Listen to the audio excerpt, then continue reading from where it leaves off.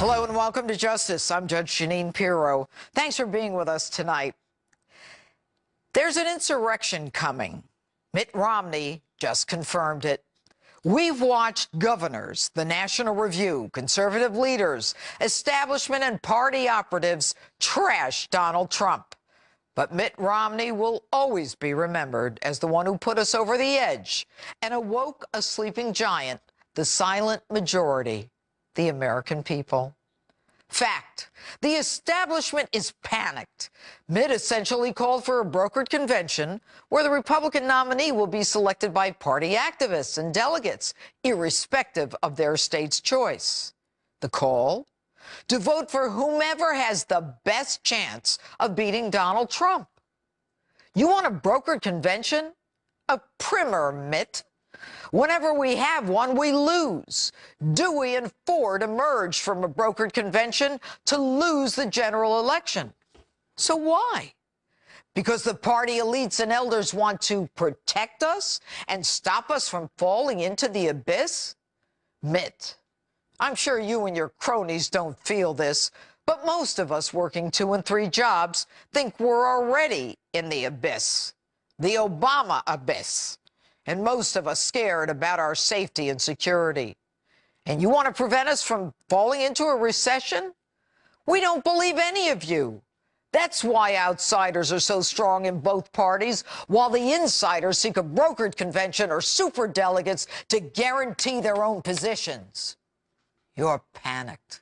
Not for us, but because you're worried about losing power. The lobbyists, the pharmaceutical companies, the power brokers, the lawmakers who are willing to invest in absurd pensions our children can't possibly pay for their own short-term political survival. We are sick and tired of legislators with modest means who leave Congress multi-millionaires whose spouses and families get all the contracts, from selling the post offices to accessing insider information so they can buy property and flip it. You're so entrenched that you're willing to give Hillary Clinton a win. It doesn't matter to you which party. Crony capitalism and its paradigm will not change for the elite. Let the American people suffer along the way. You know, Mitt, if you're so concerned about our country, where were you when Barack Obama lied to us, saying we could keep our health care and our doctor? Where were you when the GSA wasted millions of our dollars for stupid conferences? When the military suffered as the VA was run like a piggy bank for corrupt employees, when the IRS went after conservative 501c3 applicants, while the Clinton Foundation runs one of the biggest 501c3s in the world, which strikes me as a money laundering organized criminal enterprise parading as nothing more than a shell to pay campaigners and Clinton operatives to secure Hillary's election. And you say you're offended by Donald Trump's language. Politicians have been trashing each other since the founding fathers. Language so horrible, Mitt, I can't even repeat on the air. You're so offended by Trump's language, but not Barack Obama's condemnation of those who cling to God and guns. And you're worried about Donald Trump's businesses? You, Mitt, were a corporate raider who threw people out of work and sent jobs out of our country. And you don't like Donald's temperament and judgment? You couldn't even stand up to CNN's Candy Crowley. You couldn't even get elected when the nation was ripe for a Republican president. And 70 foreign policy security experts say, quote, Mr. Trump's own statements lead us to conclude that as president, he would use the authority of his office to act in ways that would make America less safe and diminish our standing in the world. Are those bozos talking about Barack Obama? And they go on to say that he poses a distinct threat to civil liberties in the United States.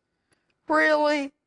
I'm worried about the civil liberties of Americans who've had their heads cut off and those killed in workplace violence.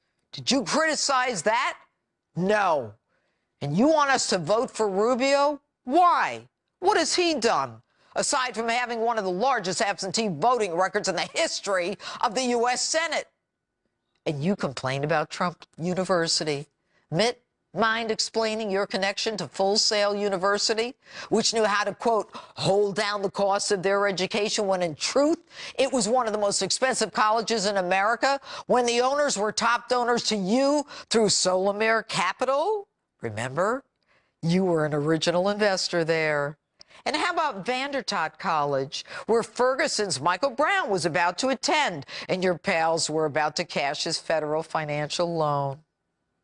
Your namby-pamby reason that you won't support Donald Trump even if he's the party's nominee? You worry what you'll tell your grandchildren when they ask, why, Grandpa, didn't you stop Donald Trump? Well, maybe you ought to worry about when they ask about your loss to Barack Obama. What are you going to tell them? Will you tell them that you choked? And I don't care if he supported Democrats, Republicans, or Martians. He was a businessman. And I don't care if he said Putin was a strong leader he could get along with. Hell, Hillary Clinton hit a reset button with Russia. And you're worried about Putin when Barack Obama dances with the devil in Iran? Mitt, I never knew you were such a patriot. And you say Donald's arrogant. He says things that you don't. But things that you think. Your acts are more arrogant than his words. And Mitt, you lost your own state, Massachusetts, which was the second worst home state loss in presidential election history. And Trump won 49% of Massachusetts. Donald Trump is bringing in record numbers of Americans. He's doing more to add to our ranks than any of your anemic get-out-the-vote operations. Yes, there's an insurrection coming. We're fed up. We're sick of the lies, the veils, and the games you talk about immigration, yet no one has done anything since the last amnesty in 1986. While we continue to pay for education, medication, housing, while families like Kate Steinle's, murdered by an illegal deported 5 times, convicted 7 times, suffer behind backdoor budget hearings. You continue to fund sanctuary cities that thumb their noses at American victims. You talk about overspending in the government and the deficit. It's only gotten bigger. You take our money in the form of taxes, waste it away while you feather your own nest. From Bob Dole to John McCain to you, Mitt Rommney, and almost another Bush. The party elite cannot win. Don't be small, Mitt. Remember our history. Remember when we were fed up with a monarchy? Be careful. Be very, very careful. Do not disrespect the man who makes sense to us, because when you disrespect him, you disrespect the will of the American people. And that's not a good place to be.